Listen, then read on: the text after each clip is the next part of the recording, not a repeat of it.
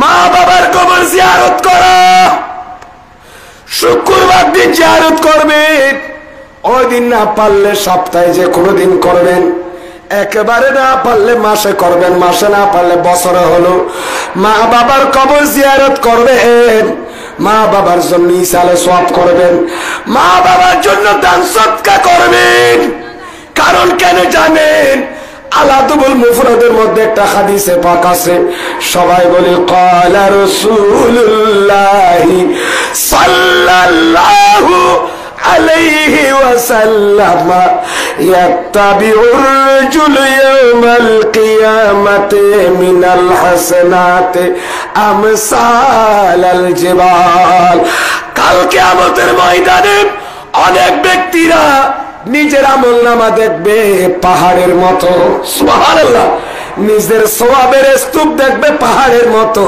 ফায়াকুলু, তখন সে আল্লাহকে বলবে, আল্লাহ এই সওয়াব কোত্থেকে আসলো? আমি দাফনের সময় তো আমার কবরে গুলি ছিল না, আমার আমলনামায় এই সওয়াবের ঘাটতি ছিল না। আল্লাহকে আমাদের ময়দানে দেখতেছি এই সওয়াবের পাহাড় কোত্থেকে এসেছে? ফায়ুকাল, তখন আল্লাহর পক্ষ থেকে উত্তর দেওয়া হবে, তুমি একজন নেককার সন্তান দুনিয়ার মধ্যে রেখে এসেছো কাবাদের জমিনে, ওই সন্তান তোমার জন্য জুমার নামাজ আদায় করে, কবর জিয়ারত করে, কোরআন তেলাওয়াত করে, দান সদকার মাধ্যমে মাহফিলে বসে, তোমার জন্য যে গুনাহ মাফ চেয়েছে, সওয়াব পৌঁছিয়েছে, ওগুলো আমি জমা করতে করতে পাহাড়ের সমতুল্য করে তোমার আমলনামায় আজকে দিয়ে দিলাম। আরো জোরে বলুন সুবহানাল্লাহ। শুধু তাই নয় আমার ভাইরা, শুনেন, শারহুস সুদুরের ভিতর আল্লামা জালালুল মিল্লাত ওয়াদ দ্বীন জালালউদ্দিন সুয়ুতি এর riwayat নকল করেছেন, ক্বালা রাসূলুল্লাহ সাল্লাল্লাহু আলাইহি ওয়াসাল্লাম উম্মতি উম্মাতুন মারহুমাতুন। আমার নবী বলেন, আমার উম্মত অত্যন্ত ভাগ্যবান।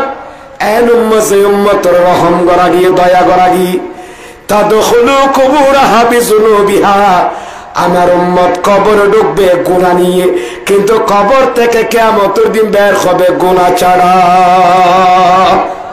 কি ছাড়া? তখন বলবে, আল্লাহ আমি কানাইমাদের জমিনে আমাকে দাফন করার সময়, দাফন করার সময় তো আমার কাছে গুনাহ, অনেক গুনাহ ছিল, কিয়ামতের ময়দানে এই গুনাহ কোথায় গেল? পাপের বোঝা। তখন আল্লাহর পক্ষ থেকে উত্তর আসবে, তোমার এই গুনাহ মাফ করা হয়েছে কি কারণে জানো? বিইস্তিগফারিল মুমিনিন।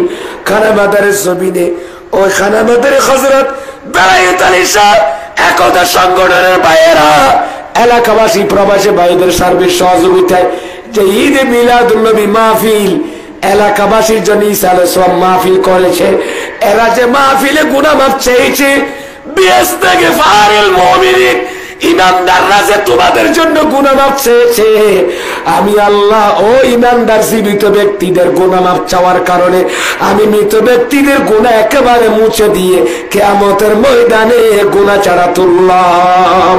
জোরে জোরে বলুন সুবহানাল্লাহ,